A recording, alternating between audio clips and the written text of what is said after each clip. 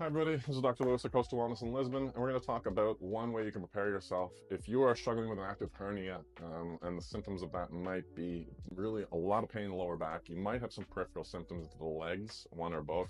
Might be pain, numbness or tingling or weakness. You might have a lot of difficulty bending forward, putting on your shoes in the morning, putting on your socks, whatever. You might have difficulty even twisting, and you might even have a leg contracture happening in the lower part of the body here in the lower back, around the abdomen. And sometimes that can be so bad that it might even create a lanthalgic list or a change in your posture to the side, as your body naturally tries to take pressure off that nerve, off of that hernia. So what's happening with an active hernia is that we have a protrusion of disc material posteriorly into the spinal canal. Sometimes that can put pressure on nerves, which would cause those peripheral symptoms. Sometimes it can just be causing a lot of lower back pain and those difficulty with those movements that I just mentioned. So when we are in this state, it is often very scary to actually sneeze or cough because we create a lot of intra-abdominal pressure, and that makes these symptoms a lot worse. It can sometimes even lead to you falling to the floor or your legs giving way when you cough or sneeze.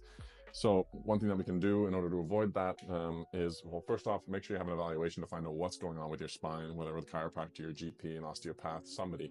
And then ideally get second opinion as well to make sure that you have a really good idea of what you're capable of, whether it's able to be rehabilitated, whether you're going to need some surgical intervention, etc. But if we do have this issue going on and you're about to cough or sneeze, there's two different ways that we can kind of go about this.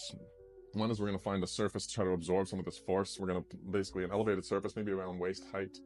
You're going to place a little bit of pressure onto that surface. You're not going to bend too far forward, but you're going to soften your legs a little bit, and you're going to cough or sneeze into that position, trying to absorb as much of that force with the upper body. The other way we can do this is you're just going to place your hand on the lower part of your back, apply a bit of pressure forward, other hand on top of the thigh, or the opposite, like this.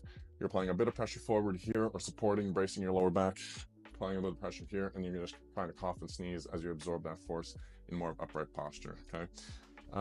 It's going to be painful either way, but those are a couple of ways that we can try to avoid any major aggravations or even falling or losing our footing. Yeah, hope that was helpful. Let us know if you have any questions, and all the best.